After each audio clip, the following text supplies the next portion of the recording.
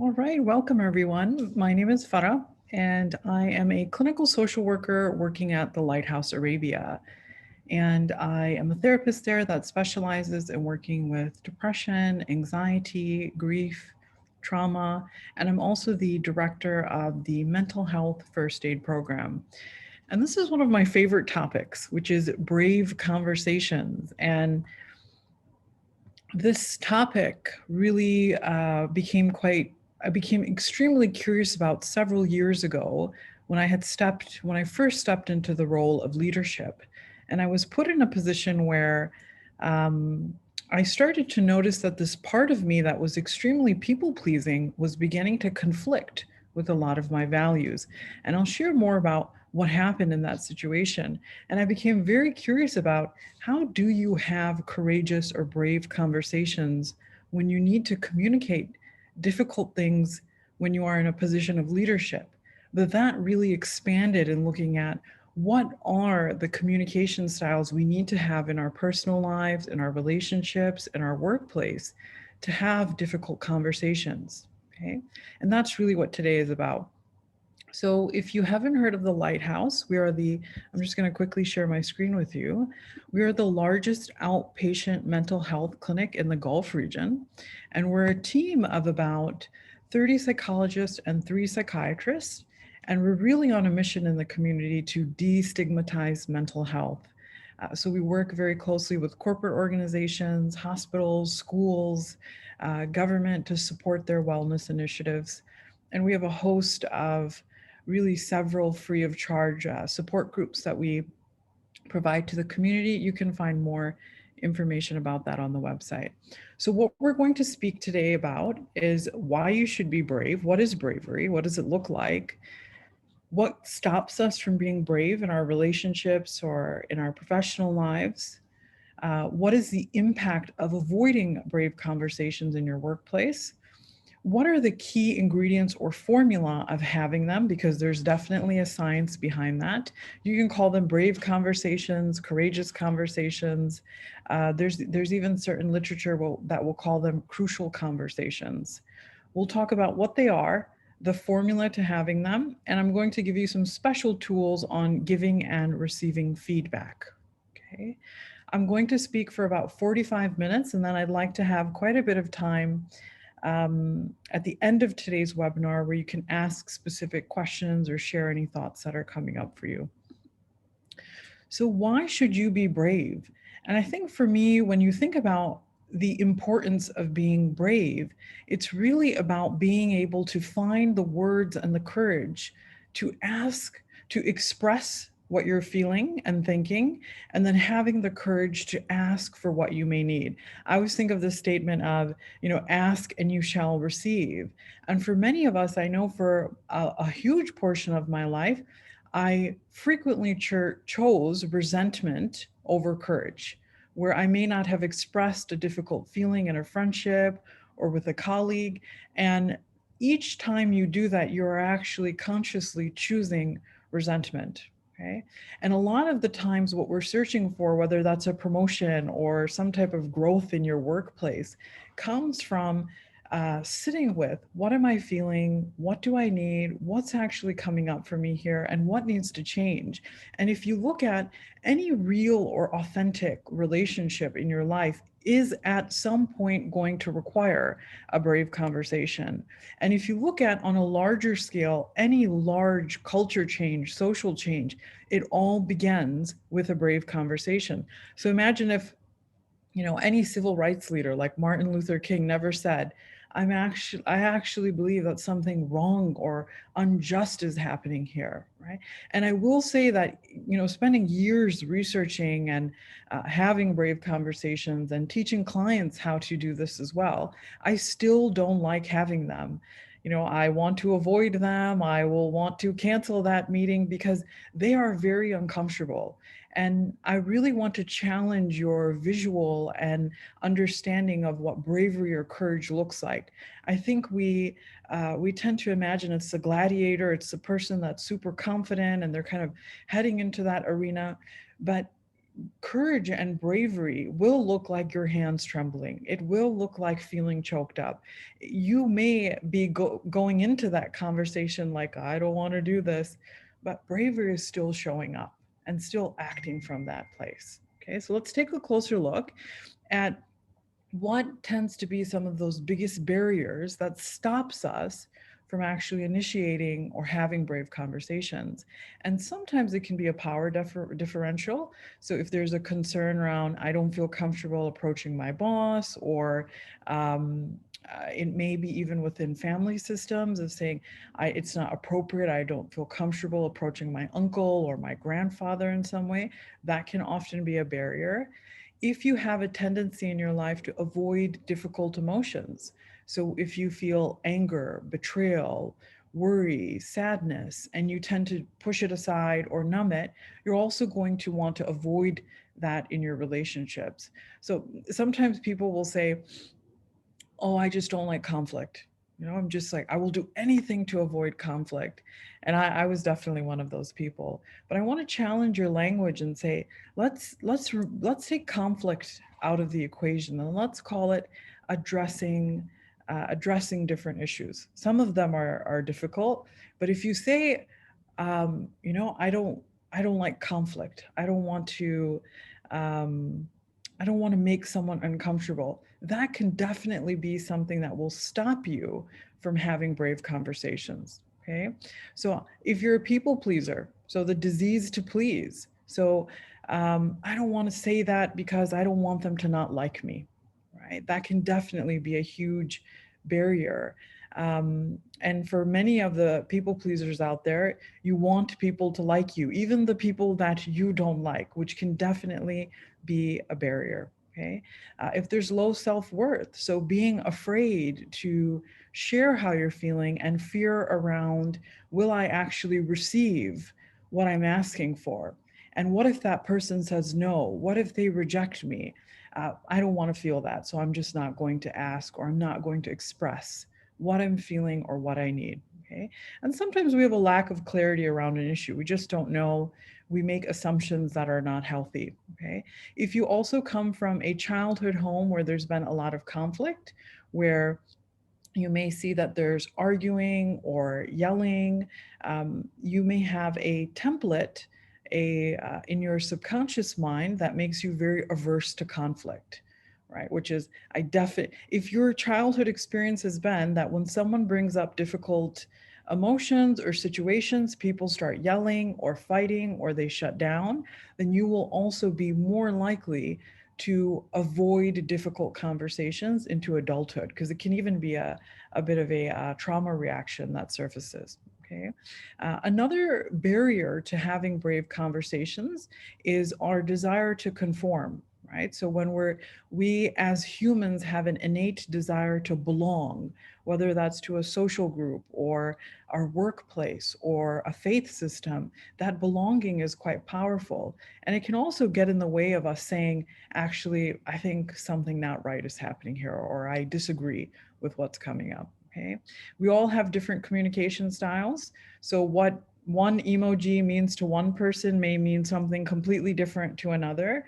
This is also another barrier to effective communication. Okay. And then there can, of course, be cultural differences that often get in the way. So I just want you to be mindful of these things. And I think when I think of some of my biggest barriers in having brave conversations was people pleasing.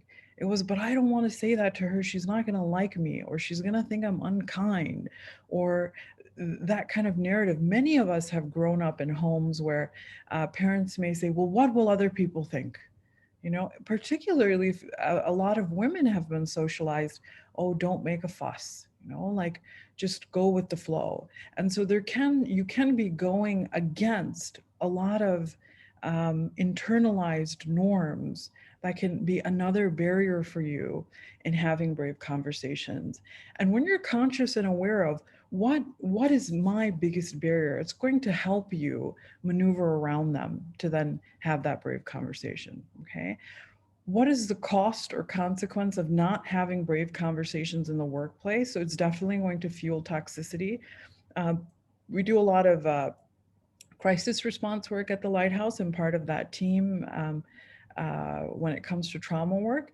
And when you see there has been a crisis in a workplace, and by crisis, I mean there has been a death of a team member or mass turnovers or some type of large organizational change, if it is not named, if it is not addressed that something has happened, that people are not feeling themselves, you can almost see this elephant in the room, and it actually breeds and spreads misinformation and fear, right? So that can definitely fuel toxicity. It's like the thing in the room no one's talking about. That lack of clarity is quite harmful in workplaces as well. And it can definitely break trust when there's confusion, okay?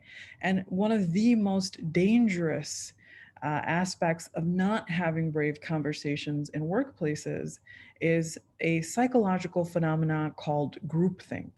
And this, a great example of this took place many years ago in NASA.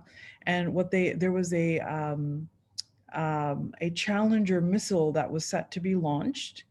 And a few of the engineers said, it's too cold for us to launch on this particular date. There's these certain O-rings on the missile that may explode if we launch on this date.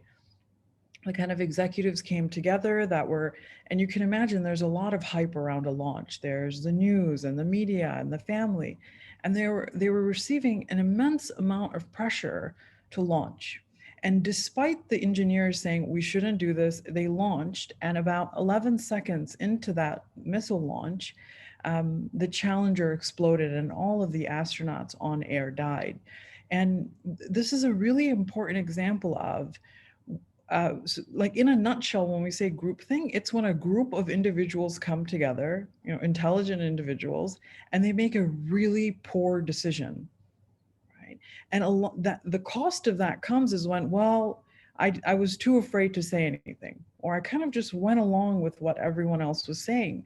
And it's actually a phenomena that happens, and it is a shadow of the part of us that wants to conform and kind of belong in that social group. So it can have quite dire consequences when there isn't a culture of vulnerability or psychological safety, when we can say, I don't agree with that, or that doesn't make sense for me. That is a brave conversation, right? So even when you're in a meeting and someone says, I don't understand that, that is actually the beginning of a brave conversation as well. And I'm going to come back to the toolkit of how you do that. Okay, so groupthink, a danger of not having brave conversations. So what is a brave conversation? And I want you to know that it falls on a continuum. So brave conversations are not just kind of like earth-shattering conversations around like divorce or prenuptials or difficulty in a friendship. It can also be smaller things, and saying, it frustrates me when you are continuously late to our meeting.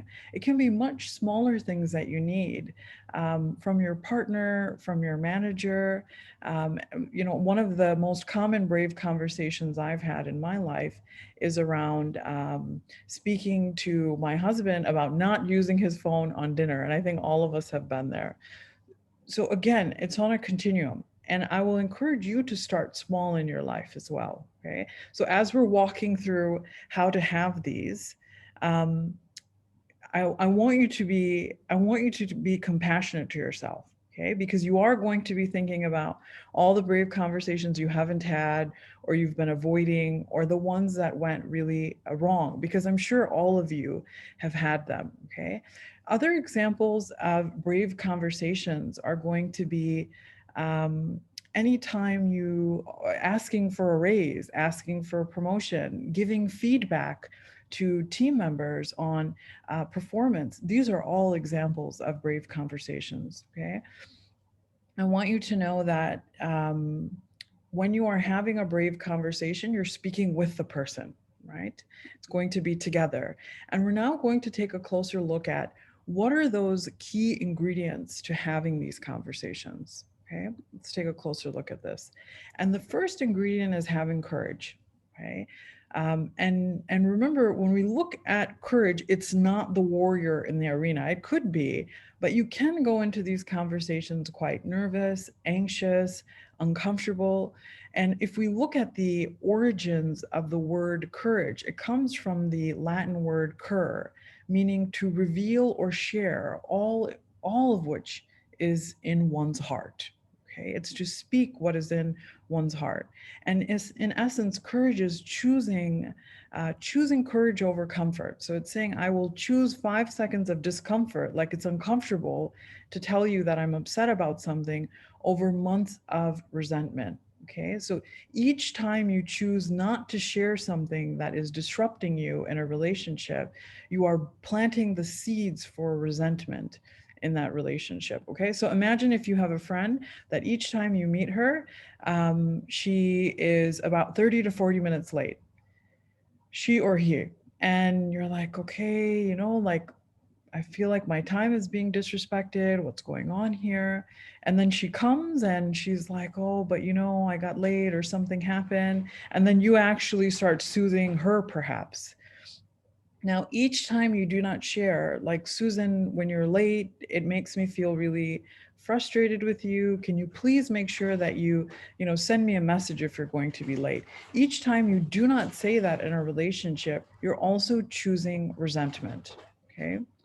So the other key ingredient is going to be to have integrity.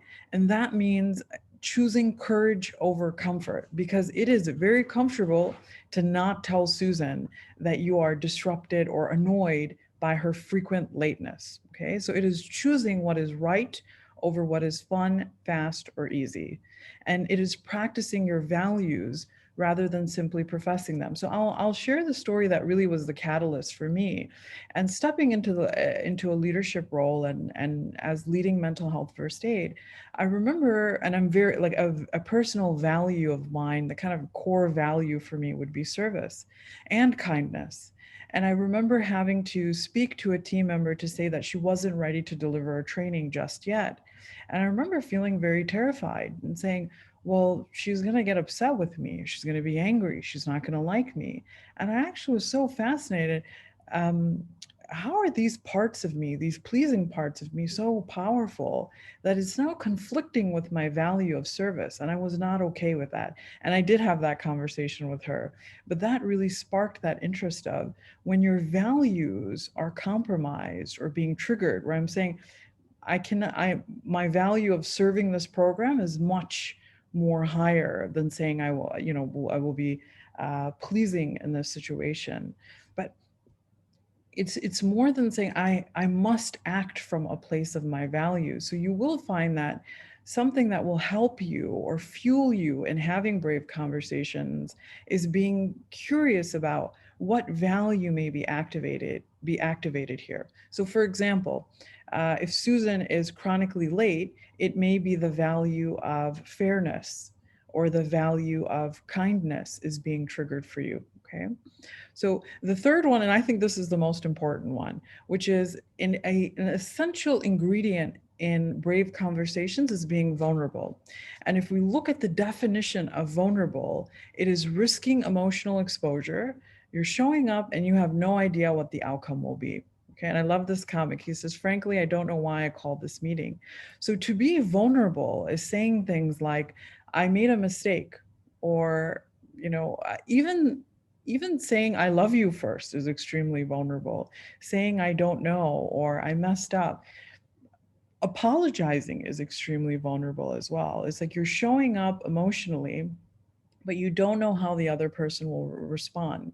And I need you to know that what the research tells us is that vulnerability, to be vulnerable, is the birthplace of connection, so feeling close to others, creativity, and innovation. You cannot have an innovative and creative workplace if you do not have a culture of vulnerability, because even to create, if you're doing certain client pitches or you're introducing new policy or changes in the workplace, that is also inherently vulnerable, because you're showing up, you've created something, and you're saying, I have no idea how the others will respond. Maybe they'll like it, maybe they won't.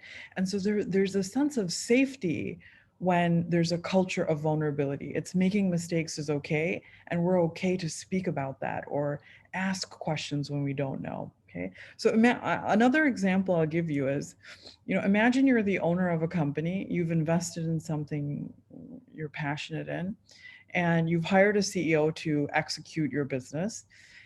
And this person is really struggling. They're not doing well, they're overwhelmed, they're exhausted. Would you want that person to have the courage to come to you and say, I'm struggling, I need support? Okay. Most of us would say yes, we want that person to come to us. That is inherently vulnerability, right? Having the courage to say, I'm not doing so well, I need support. And even as a mental health professional, it takes a lot of vulnerability, to say, my mental health is not well, I'm not feeling well, I'm not doing so well. Let me check in with someone. I think for many people, they'll even avoid physical doctors and they'll say, I just don't want anything to be wrong with me. I'm just going to avoid being vulnerable and checking in with myself and saying, how am I feeling? What's coming up for me? Okay. So vulnerability is necessary. I always imagine it like, like, I don't know if you guys have pets, but does anyone have pets? You can raise your virtual hand. Like even I'm getting lots of hands. Even animals, they'll kind of like come around, and only if they trust you will they reveal their neck, or they'll kind of like flip over on their back, because they're exposing their soft side. So we are vulnerable when we're sharing what is in our heart, but there are different layers to vulnerability. Okay. So for example, let's say that this conversation with Susan, you say, Susan, each time you've been late over the last few months, it's made me feel really frustrated with you. That emotional reveal is one layer of vulnerability, right? Now, another layer, a deeper layer of vulnerability that requires trust and safety in a relationship is, Susan, each time you're late, it makes me feel really frustrated with you. And also it makes me really sad. It reminds me of how, my mom was always really late throughout my life. That is a totally another layer of vulnerability. You may not share that with everyone in your life. So not everyone deserves our vulnerability, okay? And sometimes we get ourselves into trouble when we are sharing too much vulnerability, when there is not trust in the relationship, okay? So you're going to have to be vulnerable, and this is going to be really uncomfortable because most of us have been trained and taught a lot of myths about vulnerability. So we've learned vulnerability is weakness. You shouldn't show others. They're going to harm you. They're going to hurt you. So I want you to be thinking about which one is your most pervasive block. Okay. So the second one is I can opt out. So someone else can have the conversation with that colleague. I don't want to do it. I don't want to have it. Someone else can do it.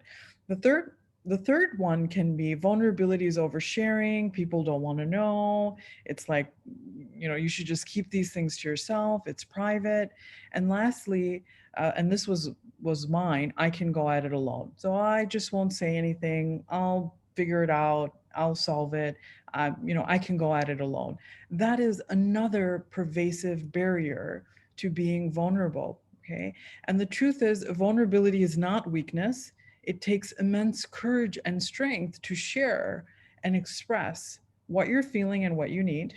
Okay. And particularly for men, they have been socialized. You don't talk about your feeling, don't be vulnerable, suck it up. And it is a huge block in having brave conversations. Okay.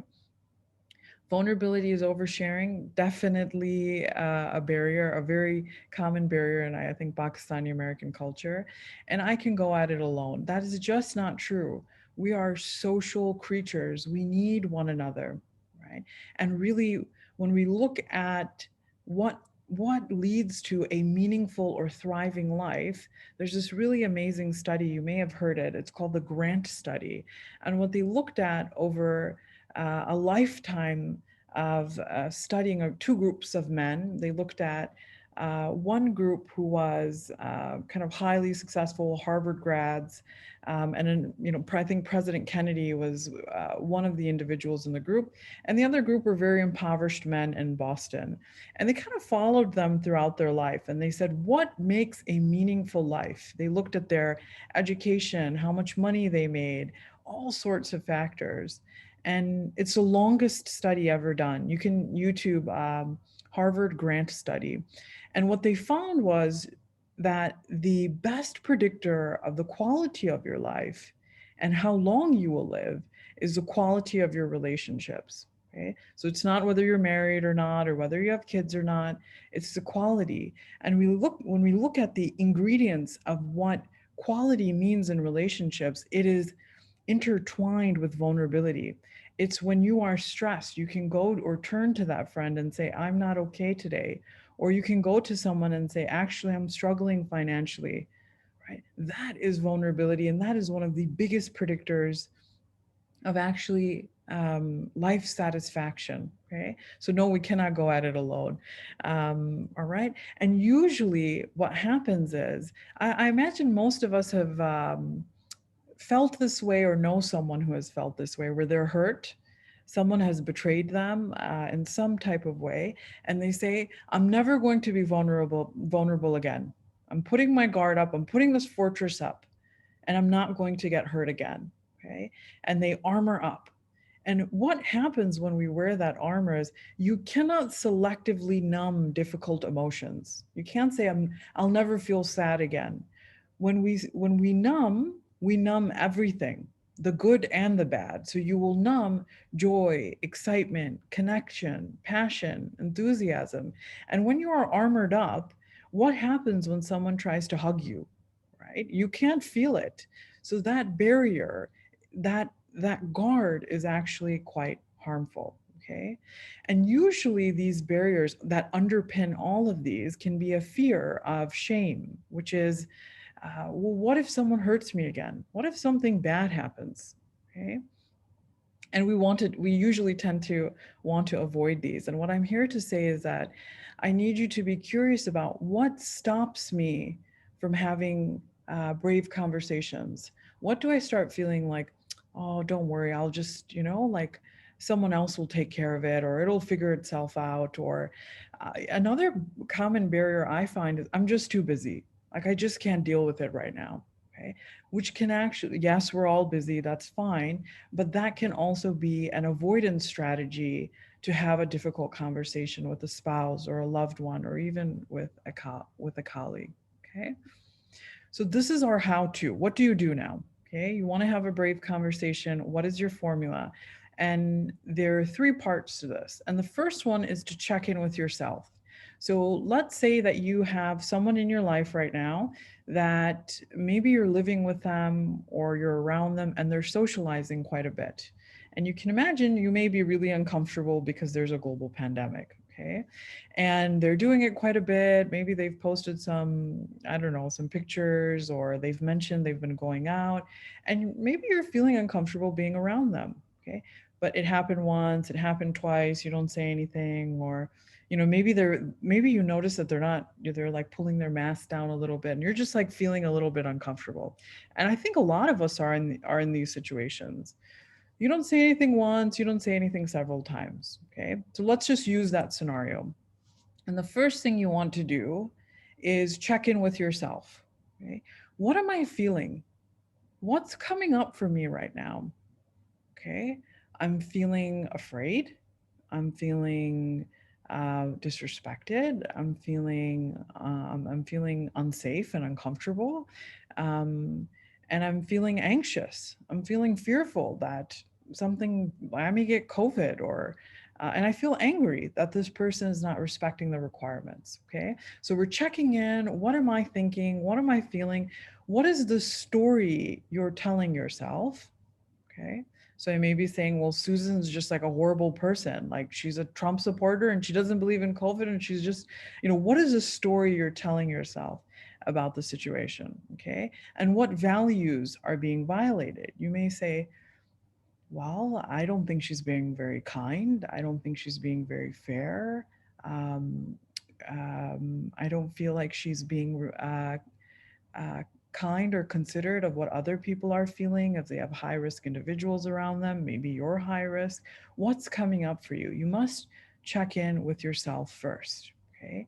And the research tells us when people check in to see what they're feeling, most people only know three emotions: happy, sad, and angry. These are not the only three emotions, okay? So there's a huge wheel. There's actually even a bigger wheel than this. But I want you to get really curious about what emotions are coming up for you. What feelings are there? Anger, maybe let down, furious, it may be rejected or inadequate. So get really curious about what's coming up for you. We are going to send you a handout with this image, and you can also always Google wheel of emotions. Okay. So you're getting curious about your thoughts and feelings. What's coming up for me? What am I feeling? What values are being violated? Um, you've identified those, and you're also thinking about, what do I need in this situation? Okay, do I need Susan to start wearing her mask, or ask her to not socializing? What's coming up for me in this situation? And I'll use another example simultaneously, right? So my husband always gets mad when I do this, but I'm going to do it anyways. The example I'll use the example of my husband being on his phone, although he's very good now. I do promise this is an old example. So the situation is that being on the phone during dinner. What thoughts and feelings are coming up for me? Well, um, I feel frustrated. I feel disrespected. I feel lonely in that moment. Um, those are the emotions that are coming up. Okay, well, what is the story I'm telling myself? He doesn't respect my time. There may be a story I'm telling. Okay, and what do I need? What do I need? Okay, I need him to not be on his phone. This is just another example to contextualize. Okay, I'm looking at the feelings. And the second thing you want to do is check out your story. And that means meeting with an integrity partner. And an integrity partner is not a best friend. It could be, but usually our friends tend to be our cheerleaders. Okay, so they may say, oh, that's Susan, she's not wearing her mask again, you just shouldn't talk to her. Okay, so our best friends or our close friends can sometimes kind of really be more of a cheerleader or on our side. That is a very different role than an integrity partner. An integrity partner is someone who guards your values the same way you would. So someone who you can go to, and you'll say, I may say, my integrity partner is one of my colleagues, Christine. I may go to her and say, Christine, Susan was being weird about her mask again, and she was talking about how she was socializing on the weekend, and I saw her in the office, and like, I'm so frustrated, and I feel angry, and I don't like her, and maybe I'm like going off. Okay, your integrity partner is not going to start also hating on Susan. They're going to say, okay, um, tell me more about what you're feeling. Okay. They may say something like, actually, Susan has been really good with her mask, or there's someone who's going to challenge you. They're going to challenge the story you are telling yourself. So I may go to Christine and say, I don't do this, but like, for the sake of an example, if I was like, Christine, my husband, he was on the phone again, and I'm so frustrated, and blah, blah, blah. And Christine may say, well, Farah, actually, over the last, I don't know, year or so, he's actually been really good. And we went out yesterday and he wasn't on his phone. And so your integrity partner is going to check out your story. Okay, they're going to challenge you in that way. And for many people, it's hard to find an integrity partner. And sometimes therapists can play that non-biased role of being a mirror. Okay, and this is so important because our brains are hardwired to be storytelling creatures. So, for example, if you walk past someone who doesn't wave at you, let's say Johnson doesn't, he's like, doesn't say hi, your brain automatically wants to make up a story. Johnson didn't say hi, he didn't wave back because I didn't respond to his WhatsApp, or he doesn't like me. And as soon as you make up a story, your brain chemically rewards you with a hit of dopamine, even if the story is false. And if we look at when you have limited data points, okay, I'm missing data points actually, and you make up a story, that is the definition of a conspiracy. So I always want to call this, rather than check out, a conspiracy check. What is the conspiracy you may have made up, right? Because Johnson may have been exhausted or tired or thinking about something, or maybe he just didn't see you. So checking out your story with an integrity partner is a very important step of having a brave conversation. And what is the story you are telling yourself? You need to check that out, okay? Once you've done that and you have clarity on the situation, okay, you're going to want to connect with the person. And I want you to like take a screenshot of this, and this is going to be a bit of a checklist before you enter the brave conversation. It's I'm not ready to go up to Susan and say, you know, Susan, I'm so frustrated that you're not wearing a mask. It's more about sitting beside someone, sitting with them, trying to understand the issue rather than having the intention of shifting blame. Okay. So I'm ready to look at this issue together rather than push it towards you. I'm going to listen and ask questions. There may be some things I don't have the full picture. So we're being quite generous in our interpretation of what the person is doing. Okay. So we're not going in and saying Susan's just a bad person and she must be a Trump supporter. That's not fair. We're going in from a position of curiosity. What information may I be missing to better understand why this is occurring? Okay. I can hold you accountable without shaming or blaming you. I'm open to owning my part. So maybe my husband is like, well, I was on my phone because you've been on your phone. Not that that's fair, but there may be some data that comes out in the brave conversation that may be uncomfortable for you to hear. Okay. I'm ready to talk about how to resolve these issues. And if you expect other people to be vulnerable, you must also be vulnerable and open. Okay. So now you're ready to have the conversation with the person. Okay. And the first thing you must do is you must plan your approach. And you should never have a difficult conversation when you're hungry, angry, lonely, or tired. This is a recipe for disaster. Okay. So make sure the other person is not hungry, angry, lonely, tired, and you are not as well. So we call that HALT. So that's kind of ticked. And then you must have this conversation in a confidential space. That means you're alone, they're alone, and maybe virtually. So ask the person, what's a good time to speak to you? And you want to have at least 30 minutes. It can't be that you like have 5 minutes and then you have to go, okay? Okay, so you planned your approach. No one's hungry, angry, lonely, tired. You're in a confidential space. And then you've already reflected on your data points. And your data points is what happened. So for example, yesterday when we were at dinner, I don't know, he was checking his phone for 15 minutes. That's the data points. The what happened. Or Susan has been frequently late for your, I don't know, your Zoom lunches for the last 4 to 5 times. That is the data point. It's the fact of what happened. So you start the conversation by sharing what happened. So my husband's name is Hekmet, yesterday when you were on the phone during dinner, we're just starting with the facts and the data points. How did it make you feel? And this is usually the part we are most uncomfortable with and that we keep out because it requires vulnerability. So, Hekmet, yesterday when you were on your phone during dinner, it made me feel frustrated, lonely, disconnected from you. Okay. And the story I'm telling myself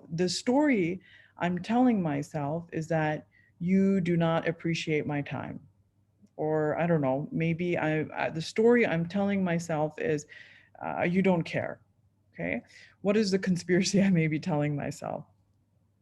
And then you look at the issue together and you're saying, help me understand how you see what happened. So we're not blaming, we're not shaming. And he may say, actually, I was experiencing a work crisis yesterday. I was feeling super overwhelmed. I'm so sorry. Or he may say, you know, I was just checking it briefly because something happened with a friend. So we're looking at the issue together. Okay. And then the last step is communicating what you need. What I need from you is to work on, you know, not being on your phone, or if you do have to check, just let me know. that would be helpful. Okay, so I'm just going to walk through the example with Susan as well, just to contextualize this.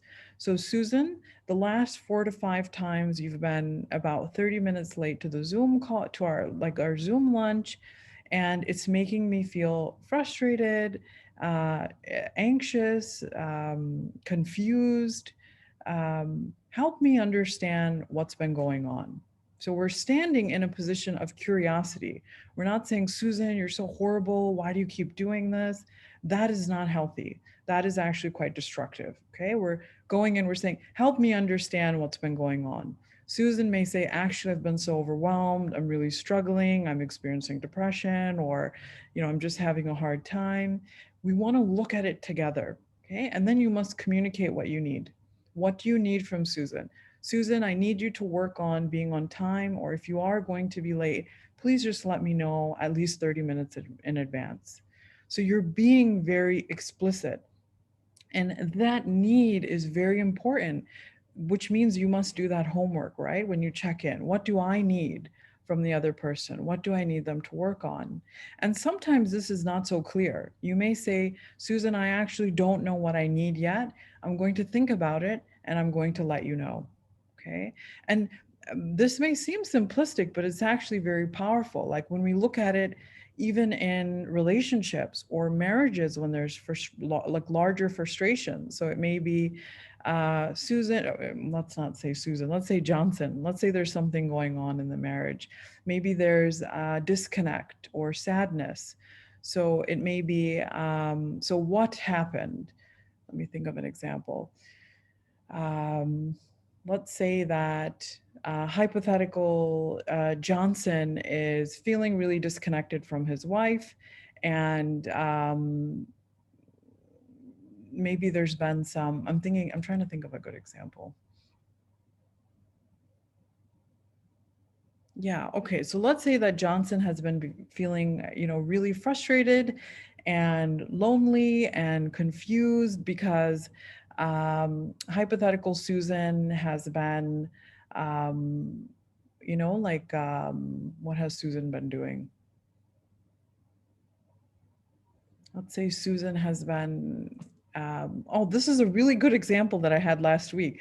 We'll say Susan has been leaving the cabinet door open repeatedly, and Johnson is very frustrated by this, okay? It may sound very simplistic.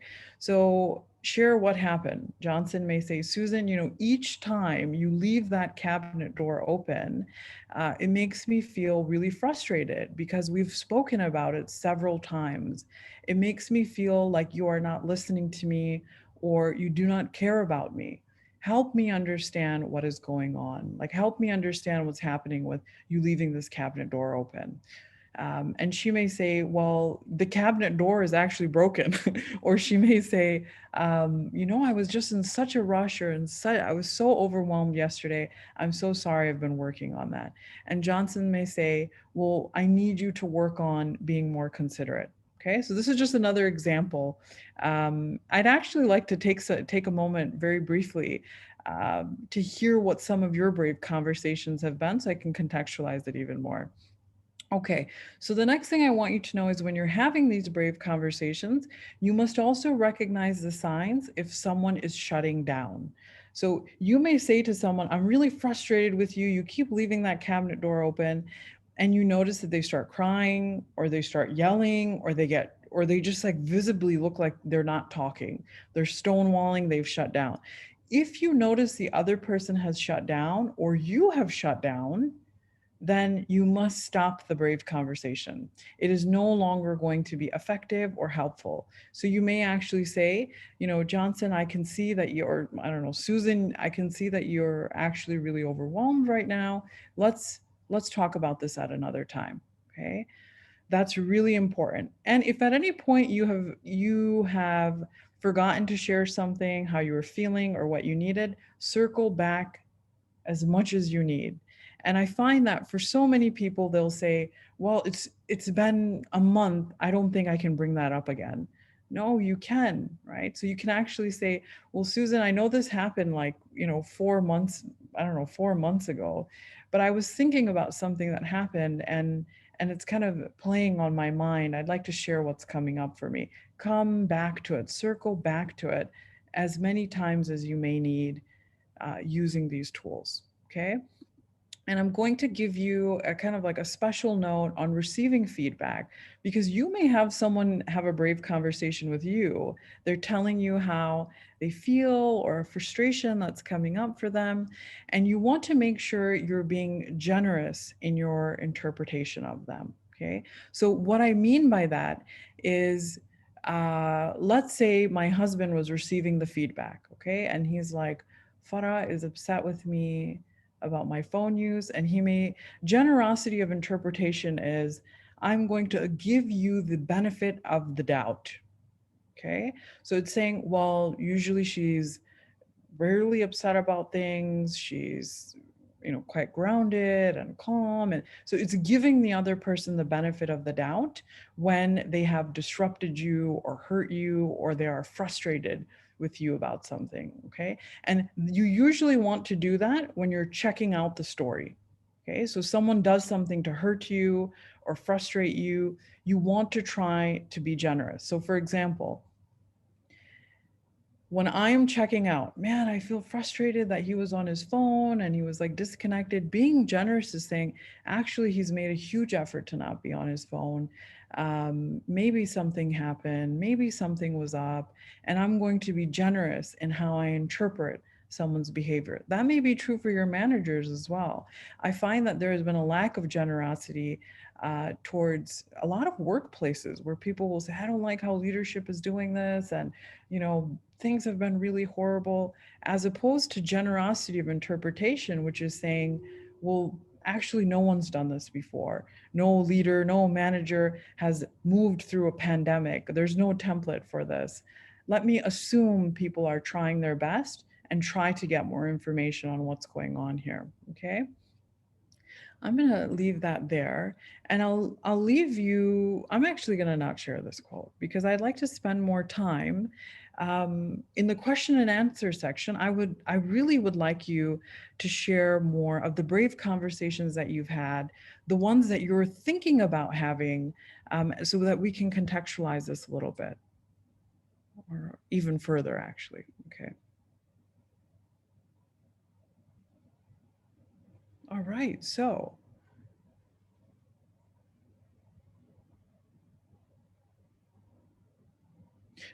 great question. So, one is, should you give people a few chances before initiating a brave conversation? Or would that be feeding into people pleasing numbing at first? And I would say it really depends on the situation. So, if there has been one incident that really hurt you, or one of the red flags that you need to have a brave conversation is there's a disruption inside of you. You keep thinking about it, it keeps coming up for you, it's kind of like stirring in your body. That would indicate that even if it's one incident, that you would want to say something. Okay. So there's no like, they have to do it 3 times before you say something. It really depends on how it's impacting you. Okay. And really, I think clear is kind. When you let people know where you stand, how you're feeling, it also builds a lot of safety in the relationship.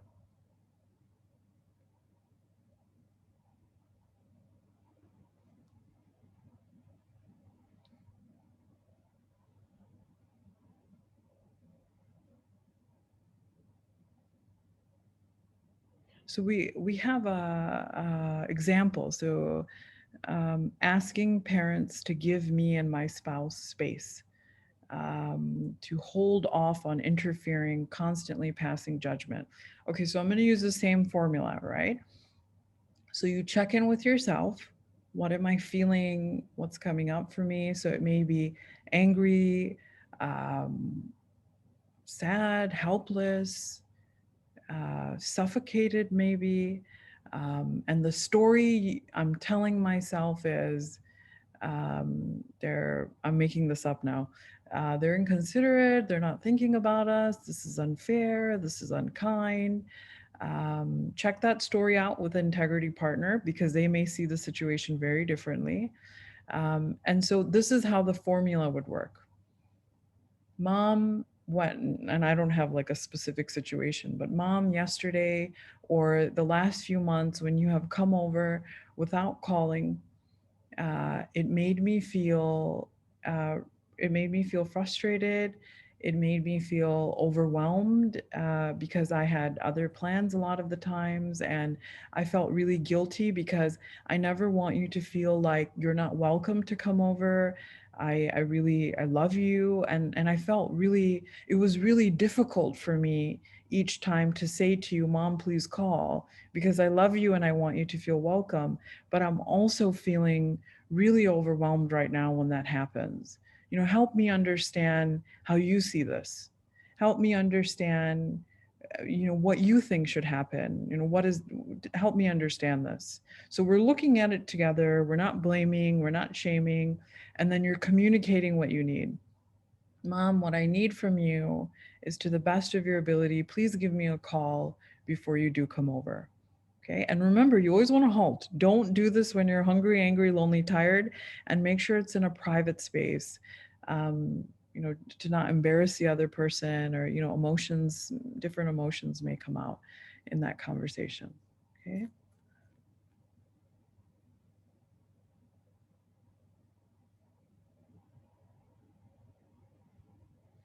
Okay, so we have a question. What are ways of handling the fallout from opening up about a difficult conversation, which would make you rethink having or addressing the issue in the first place?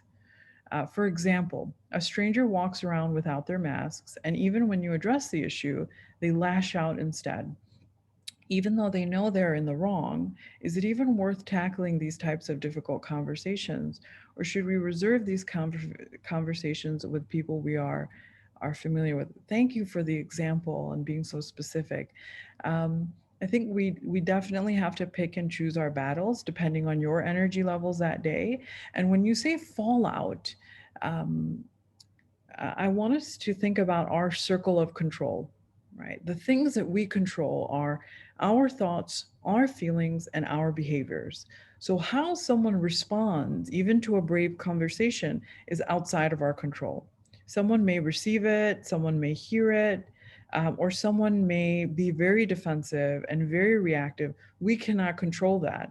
But what we are saying is that using this kind of evidence based best practice strategy, you can kind of check in and say, I responded from a place of curiosity and compassion and was working to have more clarity around this situation. And there definitely may be fallout, but I think that, or really what I know is that, not what I want you to be curious about, what is the cost of not having this conversation?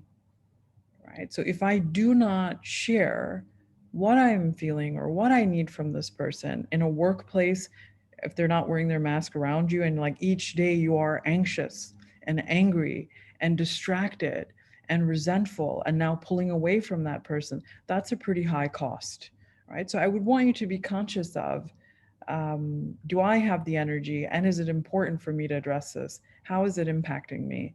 And if it is impacting you, I would say it's worthy of definitely making the time for that.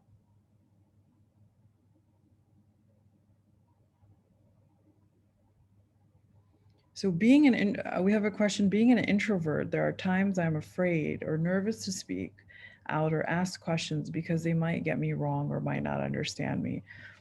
So being an introvert is more about how we recharge, right? So like an extrovert will socialize and then feel energized. And an introvert can also be very social and outgoing, but then they will feel depleted and they need to kind of be alone to recharge. And I would say what we're speaking about today is, it's really a communication skill. And when I hear you say, I'm afraid or I feel nervous because people may misunderstand me, that there's a fear coming up, and that will definitely be your block. So I'm afraid people will misunderstand me.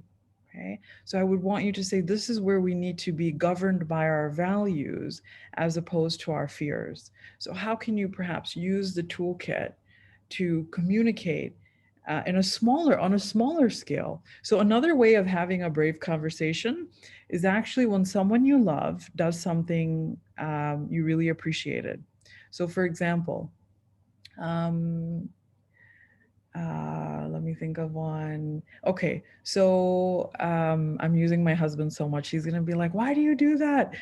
He's actually really lovely, just to say. But so, Hekmet, yesterday when you brought me a cup of water before bed, so the data points, it made me feel really loved and close to you and appreciated, right? I need you to continue doing that because even joy, love, and connection, that can be vulnerable. And that is perhaps a smaller way that you can start. And you can even do this with a manager or a team member where you say, yesterday, Susan, when you checked in on me or you checked in on the team, it made me feel really supported. It made me feel like I can rely on you. And I need you to continue doing that. That is also a smaller scale of a brave conversation because even joy and connection can be vulnerable. Okay, so I would start smaller before you start initiating some of those bigger, difficult conversations. Because this is a skill set the same way when you start going to the gym, you don't start heavy lifting. You actually start much smaller. So another question is, at what point do you stop being generous and initiate that brave conversation?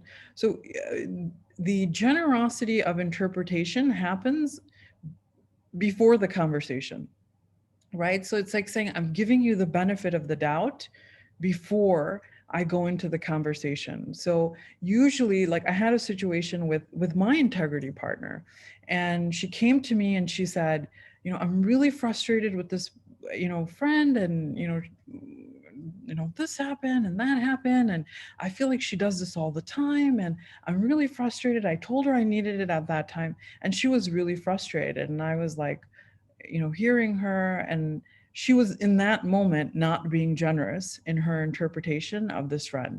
And I was like, well, Christine, actually, things have been really well with her over the last few months. And help me understand what's coming up for you right now. So we're being generous, and we're trying to be generous and assuming there's information we don't know, especially in relationships where there may be a lot of history. We're saying, Susan, actually, you're usually on time. And for the last few years I've known you, you're kind of very diligent. What's been going on these last few months? So I don't go into the conversation assuming that Susan is now a horrible person. Right? I'm saying, this doesn't seem like you. Help me, what's going on here? That is generosity in interpretation. I'm giving you the benefit of the doubt as opposed to going in and saying, Susan, you're lazy. Like, why aren't you on time? That is a recipe for a disaster. Okay, and a lot of majority of this comes from the research of Brene Brown. And when you speak about generosity of interpretation, it is really the gift you give yourself, because the world will be more of a kind of like a better place if I assume that people are trying their best. Okay, so I would want you to be curious about that.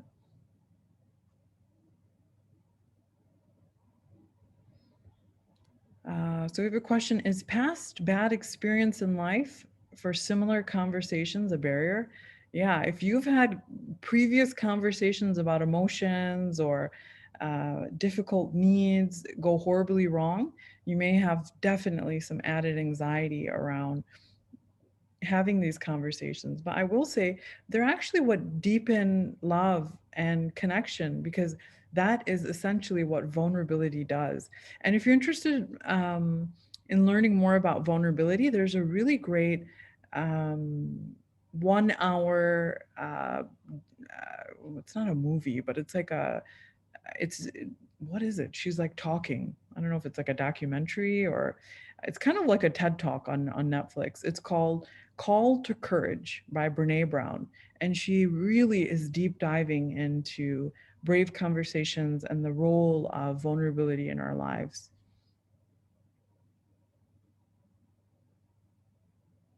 Oh, great question. So, how can someone lead a conversation from a place of vulnerability with a boss that lacks empathy or is aggressive in giving feedback? All right. So this is how I would do that. Okay. And of course, if you feel safe to do this, maybe you go to a manager first. But so halt. I'm not hungry, angry, lonely, tired. I'm in a confidential space. I've checked in on my data points. What examples can I take into my brave conversation to demonstrate their aggressiveness, their lack of giving feedback, so that you can have those data points? It's really helpful for the other person. And so I would start this way. Okay, so I would, let's say this aggressive boss is Johnson. I hope no one's name is Johnson here. Johnson, um,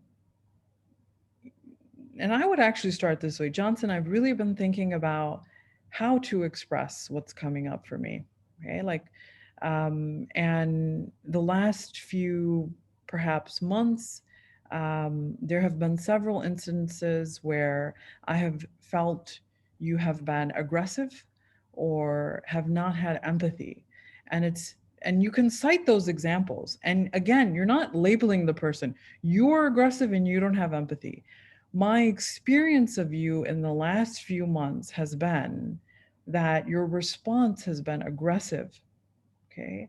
And there hasn't been more compassion. That is my experience of you. That person may be the most warm person in other relationships in their life, okay? It makes me feel really nervous to come and speak to you. It makes me feel very concerned about my future here at the organization. I wanted to speak to you about it, like help me understand how you see this. Am I misreading something? Okay, so we're looking at the issue together.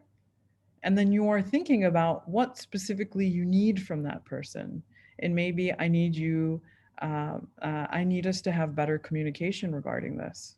Okay. He may have said, actually, our meeting is scheduled right before lunch and I have low blood sugar and I get really irritable at that time. So we're giving the person the benefit of the doubt. We're looking at the issue together and you're communicating the need. But that is a big, brave conversation because we're seeing the barrier being that power differential between you and you and your boss. Okay. All right. I knew it was going to come up. Having tough conversations about in-laws, mother-in-law. Okay. So having tough conversations when a mother of the husband is trying to interfere in a marriage, how to back your wife and have that tough conversation with your parent while respecting them. Yeah, great. And a really common brave conversation is with in-laws, right? So what that may look like without knowing a specific example, you're making me think of stuff now. Although I love my mother-in-law, she's very lovely. But let's say, um, so you're saying you are speaking to your parent about supporting perhaps your wife or your husband. Okay. So again, using the same kind of formula, I'm trying to think of a specific scenario.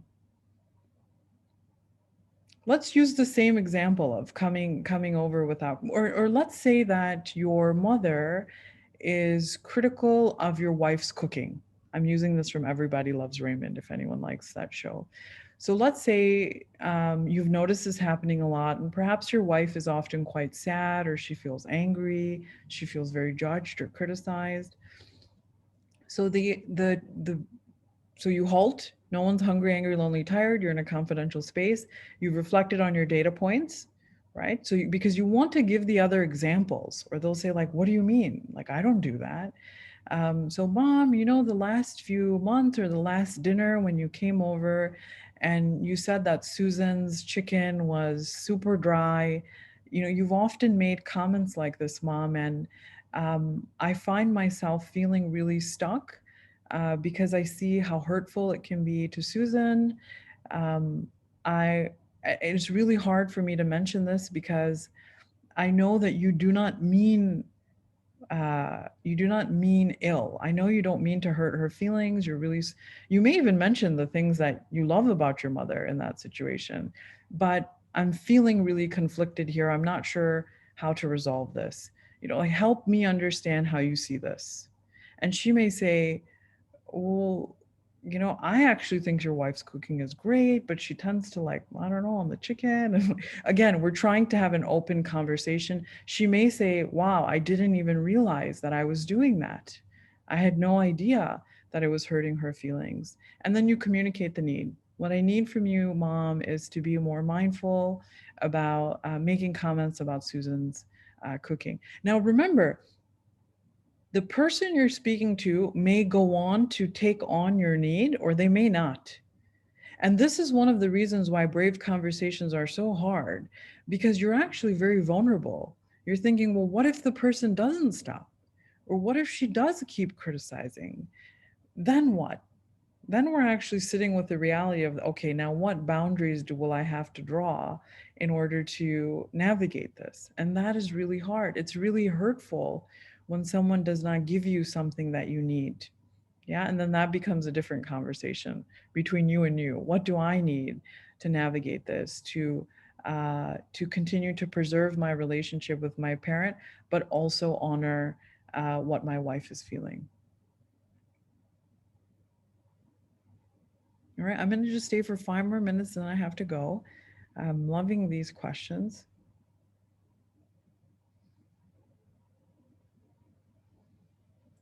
Okay, so I find the hardest conversations are those where I know there will not just be conflict, but hurt feelings. Yes.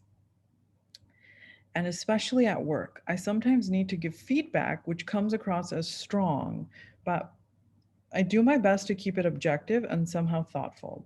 And I find myself more worried about the person's feelings over making sure I convey what needs to be conveyed. I completely agree with you. And so, what I anticipate is that one of your common barriers will be being an empath. And that is when your block, or what stops you from being brave, is uh, other people's feelings will be hurt. So I'll just take it.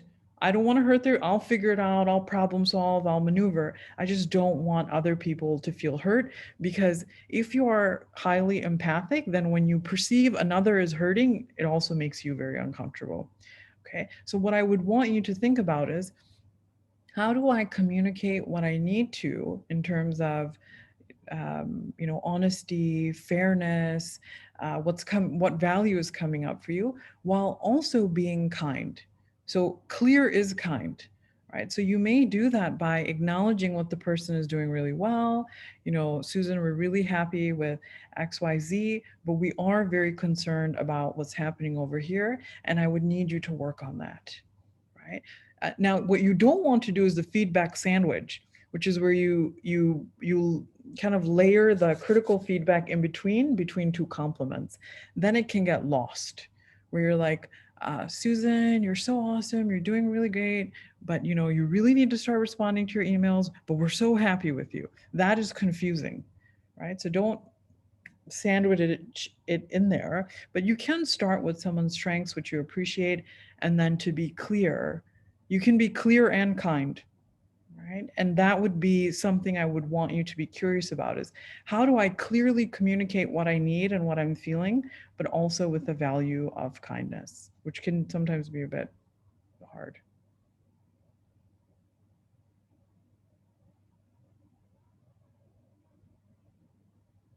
We have questions about receiving the recording. You will receive the recording of today's session.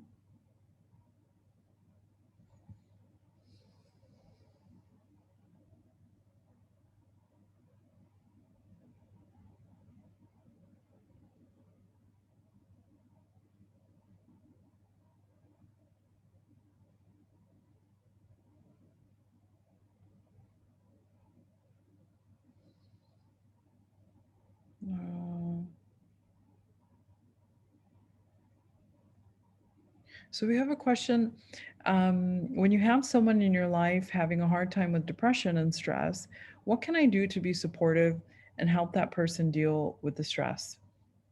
So I think this is a bit of a different conversation, but I would say to also be curious.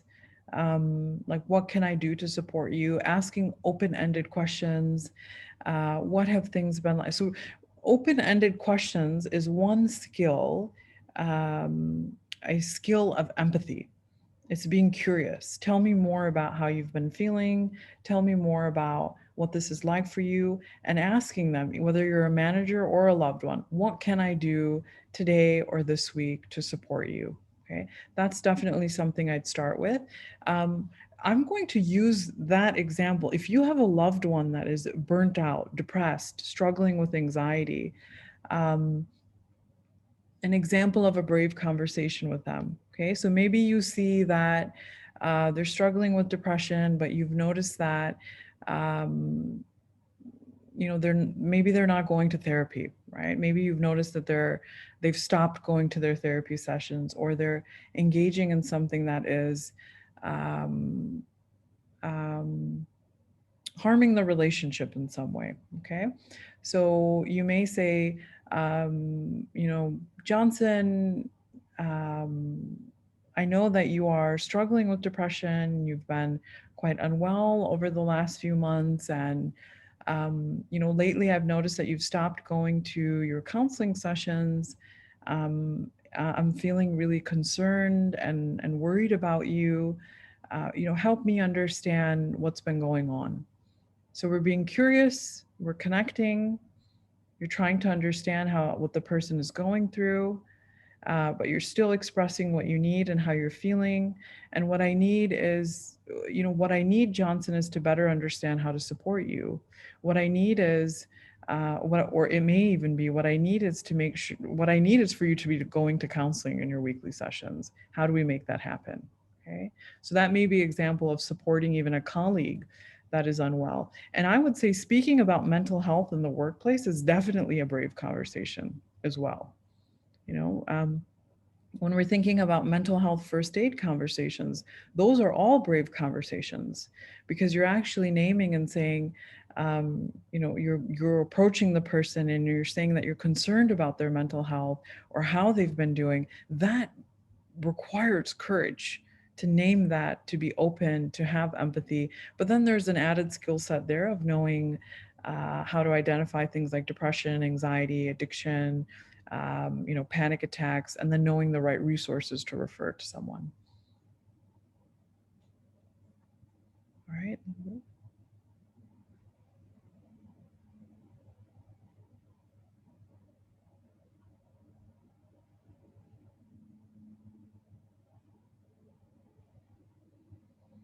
All right. So we have, how does one have a brave conversation with someone who tends to flare up emotionally quite quickly and doesn't see something rationally?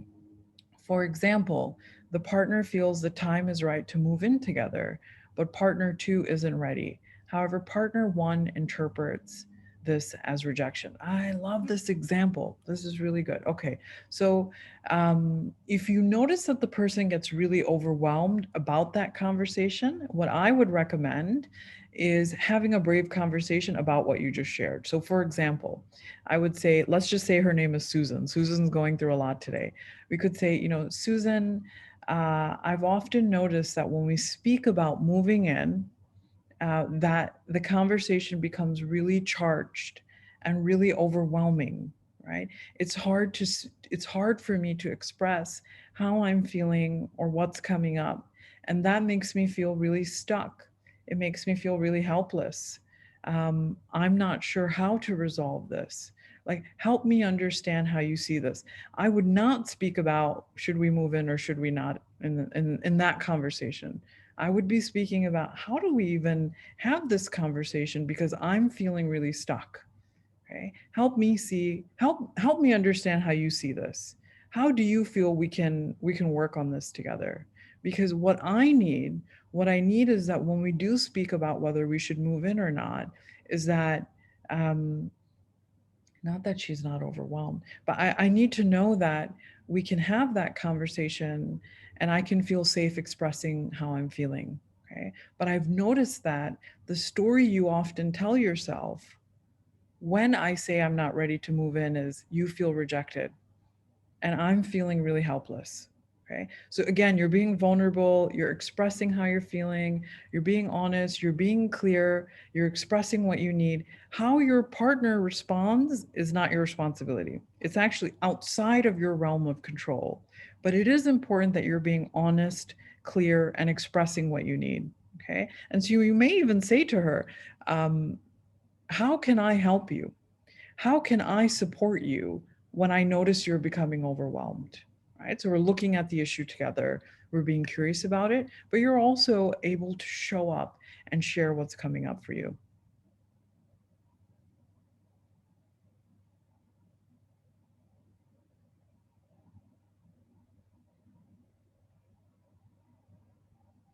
So, a great question. How do you address when the person you're having a conversation with starts bringing up the topics, needs in a defensive way? So if they start bringing up, I'm thinking of, this happens with couples all the time, right? Like you say, well, I'm feeling really hurt about this, and they're like, well, last year you did this and you did that, and you're like, and then it actually avalanches into something so much bigger. And so if you notice that the person has went to a different topic, I would explicitly name it. I would say, Susan, it seems like we are now speaking about something that happened last year or in the last 6 months. Let's come back to that at a later time, right? And you may be noticing that they've shut down. If they become very defensive, or you notice they're really angry, they've shut down. The conversation is no longer going to be helpful. So you may actually say, I can see that you're angry and you're frustrated right now. Let's come back to this at a later time.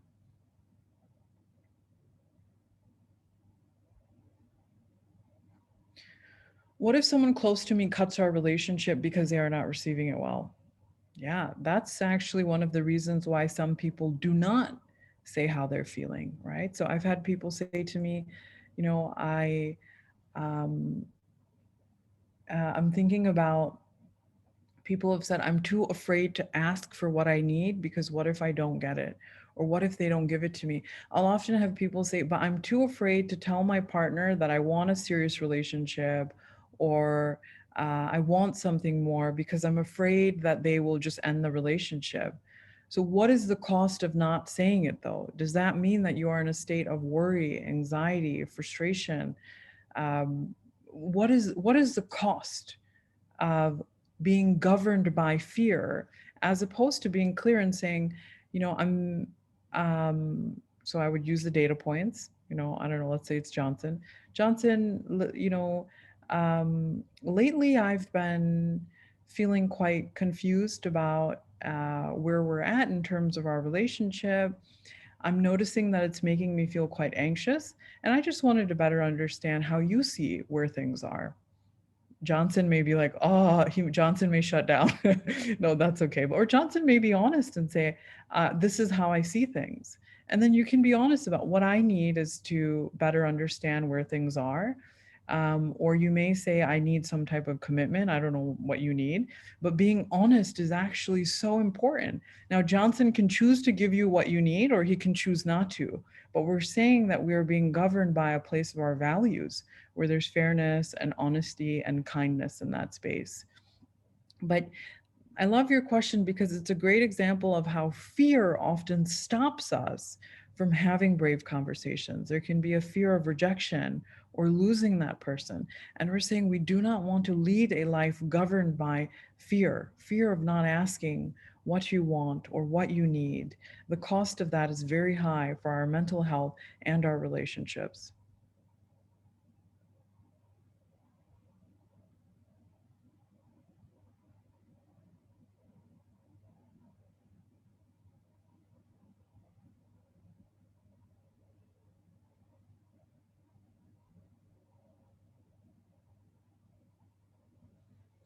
So someone said, is it appropriate to expect our manager to be the integrity partner at work about what's happening with others? Um, is it appropriate? I would hope so. I would hope so, especially if it's an issue with a team member. I'm sure there are exceptions, but usually a manager, I imagine, would have more insight to the different team members and what they may be going through or what's coming up. So if you do speak to them and say, you know, Susan hasn't seemed like herself lately, you know, she isn't cooperating on this team project, and I'm finding it really frustrating. The manager may be able to help resolve or even help facilitate some of that brave conversation. Not all managers are skilled in doing that, but it may be a great, it can be a great resource for someone to check out the story for you, see if there's a conspiracy theory that you're telling.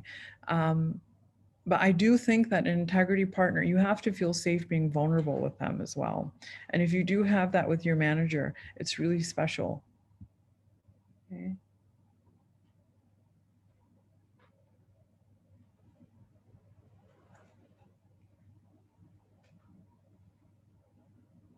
Okay, great question. So this is going to be my last question, guys. Because I was supposed to go 20 minutes ago, but I get excited about this topic. Okay, so what should I do if he or she keeps doing the same thing even after we've agreed on some points? I feel not respected or underestimated. All right, so that is a very real possibility. Susan may still be late. You may have the same issue occurring, and that is when you need to have another brave conversation. So it may look like this. You know, last month, I'll just use my husband. You know, last month, Hekmet, or maybe it's like 5 months ago, Hekmet, you know, we spoke about your phone use and how it made me feel. And I've noticed that nothing changed. And it's making me feel really hopeless and helpless and, you know, frustrated. Help me understand what happened. You know, I know you said you were going to work on that, just like what's been going on. So we're looking at the issue again, we're raising it again, and we're naming it, and then saying what you need. If the person continues to not give you what they need, then you must be reevaluating the relationship, right? Where you're saying, like, what needs to change here? Do either my expectations need to change, or does something else need to change in the relationship? Okay, so that becomes a bigger reflection to have within yourself or with the other person.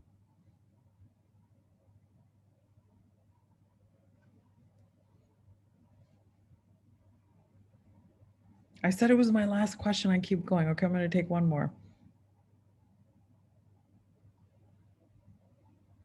Okay, so we had one question. One thing I worry about is um, where did the question go? One thing I worry about is the person perceiving me as lecturing them. When you confront people, so I'm not calling it confronting. I hate that word. I'm not confronting anyone.